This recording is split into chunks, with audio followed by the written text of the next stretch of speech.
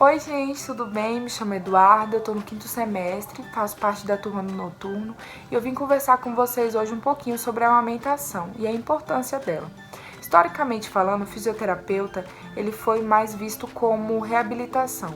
Hoje em dia nós podemos atuar também na atenção primária e secundária.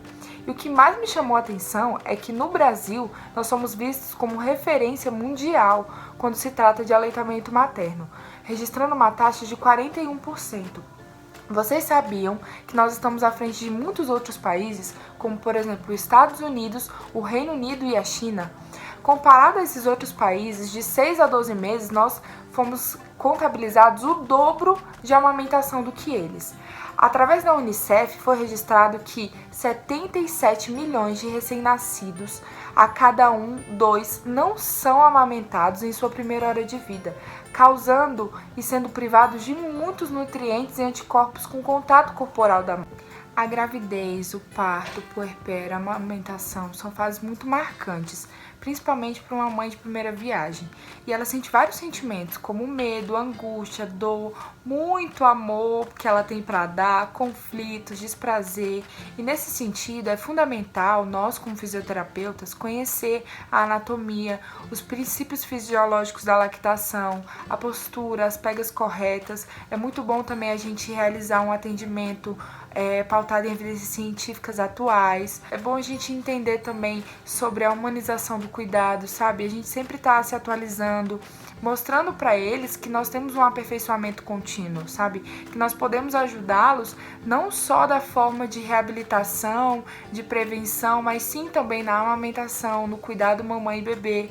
Então nós como fisioterapeutas, nós temos que ser conscientes em poder ajudá-los eles nessa nova fase. O manejo da amamentação é fundamental para a promoção de atitudes que promovam o aleitamento materno, conhecimentos e atitudes que promovam práticas no apoio à assistência mãe e filho. Promoção, proteção e apoio à amamentação na sociedade interdisciplinar faz-se necessário.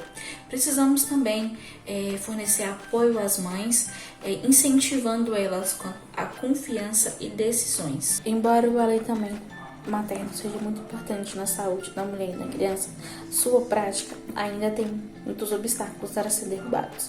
A falta de comunicação, informação e também a pressão da indústria com relação aos leitos industrializados fazem com que a saúde pública gere estratégias para as informações chegarem até as mães.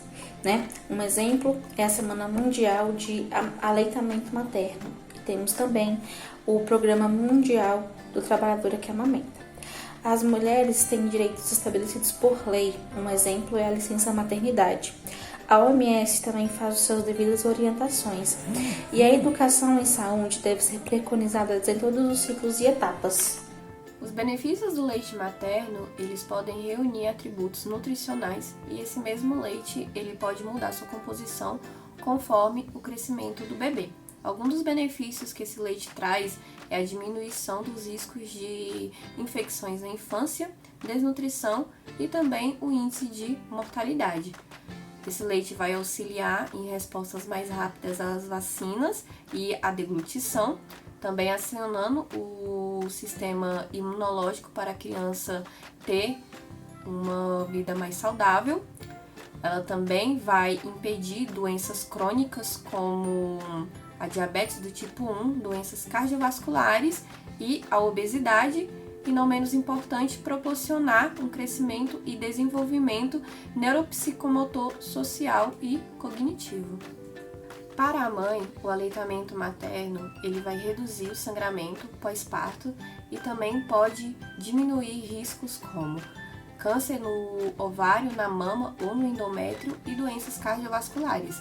Ele também vai promover um retorno mais rápido do útero na posição pré-gravídica e, não menos importante, ele também vai ter a questão da praticidade, pois a mãe não vai precisar se preocupar em relação se o leite mexer o leite ou aquecer o leite, porque ele sempre estará em temperatura ideal para a amamentação. Para a família e para a sociedade, o aleitamento vai gerar menos gastos e mais economia, pois não será necessário a compra de leite, sem contar que a criança também, consequentemente, será mais saudável E também temos a questão da poluição. Se há o aleitamento materno para o bebê, não será necessário compra de bicos de borracha e nem mamadeiras. A OMS, Unicef e Ministério da Saúde recomendam que o aleitamento seja feito até os 6 meses de vida. Neste período é indicado o início da introdução alimentar, mas que amamente até os 2 anos de vida. Há uma complexidade de vetores envolvidos no processo da lactação. As glândulas mamárias e a injeção de leite são controladas pelo sistema nervoso central. A mama é composta por tecido glandular, gordura e tecido conjuntivo. Na amamentação, a auréola fica mais escura e tende a gerar um bico longo, no qual facilita a sucção do leite pela criança. O aleitamento materno é resultado de 3 processos extremamente interrelacionados: a mamogênese, a elaboração do colostro e o aumento na frequência de prolactina.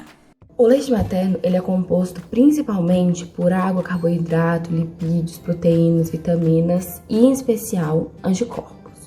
A composição do leite materno ela varia de acordo com a hora do dia, o número de dias após o parto e duração da mamada. O leite materno ele é classificado em colostro, transição e leite maduro. O colostro ele é o leite que é com menos de 7 dias após o parto. Ele geralmente, a cor dele varia entre um branco meio transparente ao amarelo meio alaranjado. E ele contém mais proteínas, ele é mais laxante e ele previne icterícia. Já o leite de transição, ele é de 7 a 14 dias após o parto. A coloração dele é um branco mais opaco até ele virar o leite maduro. O leite maduro, ele é o leite que é mais de 14 dias após o parto. Sua coloração varia de acordo com a dieta da mãe e o uso de medicamentos. A concentração de gordura no leite aumenta no decorrer da mamada. Então, no início da mamada, pelo alto teor de água, o leite é semelhante à água de coco, e ele é rico em anticorpos. O leite intermediário da mamada, ele tem uma coloração mais branca, opaca, que tem o devido ao aumento de caseína. E já o leite no final da mamada, que é chamado de leite posterior, ele tem uma cor amarelada, que é devido à presença de beta-caroteno, que é o pigmento que tem nas proteínas, ou presente na cenoura, na abóbora, em vegetais, de cor laranja, que proveniente da dieta da mãe. As orientações das atividades diárias e nos cuidados do recém-nascido, que é como segurar no colo, trocar a fralda, dar banho, etc., são primordiais, muito importantes no período do puerpério, pois elas interferem diretamente na prática do aleitamento materno. E com isso, é fundamental um ambiente tranquilo e confortável, além da postura correta da mãe. A posição escolhida pela mãe deve possibilitar conforto e relaxamento. E nisso, sugere que ela amamente numa cadeira com encosto e almofada para apoiar o bebê. O posicionamento do recém-nascido ele tem um papel fundamental na prevenção de feridas no mamilo, na amamentação eficaz. Quando não ocorre desse jeito, a mãe não consegue retirar o leite necessário para o bebê e o neném também ele pode perder peso. E essas foram algumas posturas que a mãe deve ter na hora de realizar a amamentação. E agora no final vou deixar algumas imagens dessas posições que eu falei. Sobre as pegas corretas, o bebê ele tem um papel fundamental na extração do leite. Por isso, seu preparo neurológico é fundamental. O recém-nascido ele já apresenta alguns reflexos que facilitam a prática da amamentação. Um deles é o reflexo de rotação, que ajuda o bebê a encontrar o mamilo. O outro também que é importante é o reflexo de sucção, que induz o bebê a sugar qualquer coisa que lhe toque o fundo do palato. E o terceiro reflexo é o da deglutição, que possibilita o bebê engolir o leite sempre que a boca estiver cheia. Alguns pontos avaliados da boa pega são a boca de peixe, o queixo toca o peito da mãe, os lábios ficam virados para fora e nós temos também alguns que são indicados de uma técnica inadequada de amamentação, que é bochechas do bebê encovadas à sucção, os ruídos da língua, a mama aparentando estar esticada ou deformada durante a mamada, os mamilos com estrias vermelhas ou areadas esbranquiçadas ou achatadas quando o bebê solta a mama e a dor na amamentação. Não é recomendado que a mãe sinta dor ou até mesmo que sangre o bico do peito da mãe. Isso quer dizer que o bebê ele não está pegando da forma correta a amamentação. Por isso, nós como fisioterapeutas, nós podemos ajudá-lo a como ajustar o neném no bico do peito, pegando toda a parte da auréola, encaixando o bebê da forma correta no peito da mãe, fazendo que o leite saia para o neném tomar e não machuque os mamilos da mãe. A retirada ela é orientada apenas quando a mãe e o bebê eles estão sendo separados na fase do engurgimento mamário, que é para estimular a produção do leite. Tem também um manual que ele auxilia você poder fazer essa extração, sendo manual ou com bomba elétrica. O modo principal de indicação relacionada é sobre manter a lactação, sobre aliviar o engurgimento mamário, aliviar a tensão na região mamilo areolar, visando uma pega adequada. Quando você também previne e trata a mastite, o bloqueio do ducto lactífero. Tem orientações sobre a ordenha que são muito importantes nós fisioterapeutas sermos conscientes, que é sobre evitar conversas durante o ato, lavar a mão ou fazer uso de luvas, estar confortável com o corpo levemente para frente, desprezar os primeiros jatos de leite, alternar entre a mama quando tiver o fluxo menor. A retirada do leite deve ser feita preferencialmente pela própria nutriz, respeitando os cuidados de higiene e conservação. O leite, ele dura apenas 2 horas, quer dizer, em temperatura ambiente, 12 horas na refrigeração a temperatura máxima de 5 graus e 15 dias a uma temperatura máxima de menos 3 graus.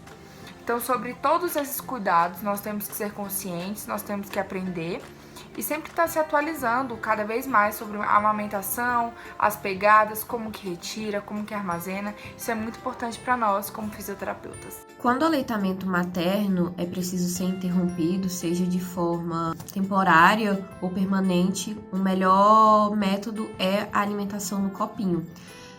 Para fazer isso, a mãe precisa estar com a mão extremamente limpa e colocar dentro de um copinho pequeno o seu leite, até a metade desse copo. Logo após, ela pode pegar o seu filho no colo, colocar ele em posição semi-sentada e fazer uma imobilização principalmente de membros superiores para que o neném não venha a derrubar esse copo. E desta maneira, ela pode começar a introduzir devagar e no tempo do neném o leite na boquinha dele para que ele se acostume.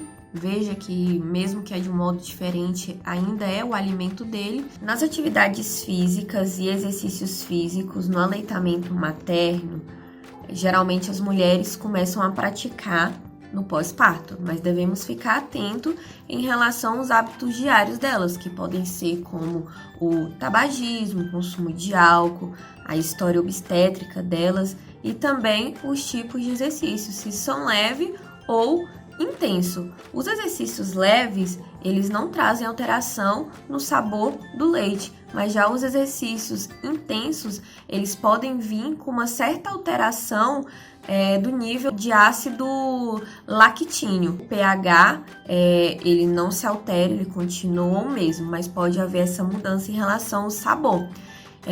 Sendo assim, é recomendável que a mãe amamente antes do treino e somente 1 hora após o treino, para que não haja alterações na composição da aceitação desse leite. Já em problemas relacionados à amamentação, a mamãe ela não pode amamentar seu filho até que o seu caso seja avaliado por um médico, pois pode ser que a mãe tenha uma doença infecciosa, sendo assim passando para o seu bebê pelo aleitamento, né?